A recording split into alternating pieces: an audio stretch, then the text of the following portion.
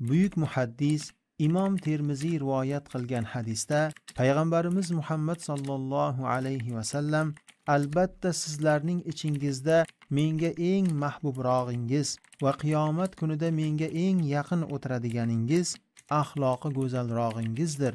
Albatta sizlarning ichingizda menga eng yoqmaydiganingiz va qiyomat kunida mendan eng uzoqda bo'ladiganingiz ko'p gapiradiganlar, katta gapiradiganlar va mutakabbirlardir dedilar.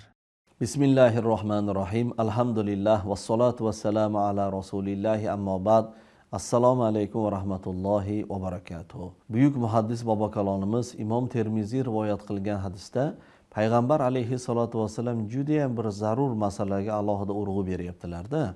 Mana aytayaptilarki, bu odobga, axloqqa taalluqli. O'zimizni tutishimizga bo'lgan bir holatki, payg'ambarimiz Muhammad alayhissalom alohida urg'u berib aytayaptilarki, albatta sizlarning ichingizda menga eng mahbubrog'ingiz, bu nima degani? Eng suyukligingiz, eng yaxshi ko'rganim deb payg'ambar alayhissalatu vassalam marhamat qilyaptilar-da. Qaysi birimiz xohlamaymiz? Payg'ambarimiz bizni yaxshi ko'rishliklarini albatta har birimiz xohlaymiz. Katta bo'laylik, kichik bo'laylik, erkak bo'laylik, ayol bo'laylik, hammamiz xohlaymiz. Axir bu Rasulullohning muhabbatlari-ku.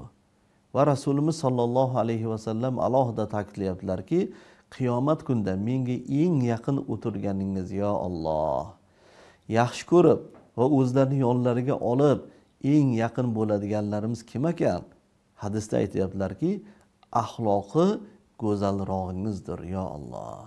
Demak, xulq atvorimiz yaxshi bo'lishi, kamtarin bo'lishimiz, muloyim bo'lishimiz, odobli bo'lishimiz, odamlarning rioyasini qilishimiz, o'zimizni tutishimiz, qarang, shunday bir sharafga muyassar bo'ladigan bir holat ekan.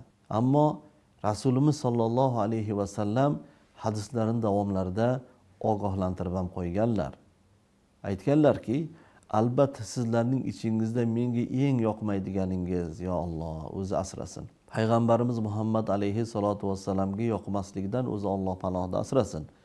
Uning uchun biz hushyor bo'lishimiz kerak, ogoh bo'lishimiz kerak azizlar.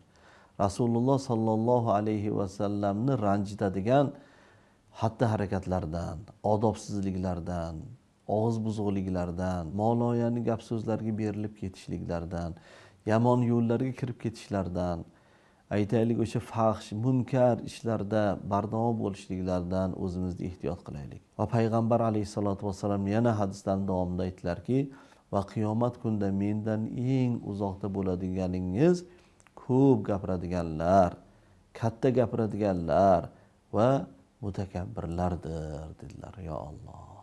O'ylab ko'raylik, qani mana shu gap bilan nima manfaat, kimga yaxshilik bor deb oldin o'ylaylik. Agar manfaatli bo'ladigan bo'lsa, unda bir yaxshilik bo'ladigan bo'lsa gapiraylik. Bo'lmasa gapirmaganimiz ma'qulroq bo'ladi. Keyin aytdilarki, katta gapiradiganlar.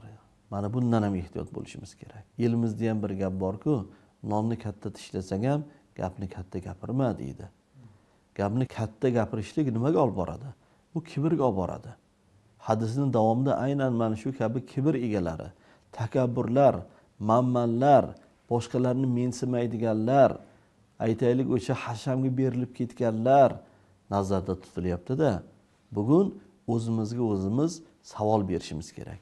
Qani mana shu hadisda ko'rsatilgan yaxshi amallarni qilib Rasululloh sallallohu alayhi va sallam yaxshi ko'rgan va u kishiga yaqin bo'ladigan ummatmizmi yoki Alloh asrasin payg'ambar alayhissalatu vassalam yomon ko'rgan u kishidan uzoq bo'ladigan ummatmizmi? Xulosa o'zimizdan. Ha azizlar, mana shu o'rinda bir hadis yodimizga tushadi-da. Abu Zar al-G'iforiy radhiyallohu anhu dan rivoyat qilinadi. Payg'ambarimiz Muhammad alayhissalatu vassalam marhamat qilgan ekanlarki, Abu Zar, seni badaningga yengil, mezonga og'ir keladigan bir amal to'g'risida xabar beraymi deganlarida Abu Zar radhiyallohu anhu albatta yo Rasululloh xabar bering dedilar. Shunda payg'ambar alayhissalatu vassalam amalga oshirishing yengil bo'lgan, ammo mezonda og'ir bo'ladigan narsa bu birinchisi ko'proq jim yurishlik, ikkinchisi go'zal xulq atvor, uchinchisi esa moloyani hech kimga foydasi bo'lmagan bekorchi gap so'zlardan tiyilishingdir deb marhamat qilgan ekanlar. Ha azizlar, biz ham mana bunday Ramazon oyida o'zimizni o'zimiz tarbiyalaydigan bir oyda ana shunday yaxshi fazilatlarni singdiradigan bo'lsak, ularga amal qiladigan bo'lsak va inshaalloh Ramazon oyidan keyingi oylarga ham shu narsaga o'rganib qolsak, maqsadga muvofiq bo'ladi.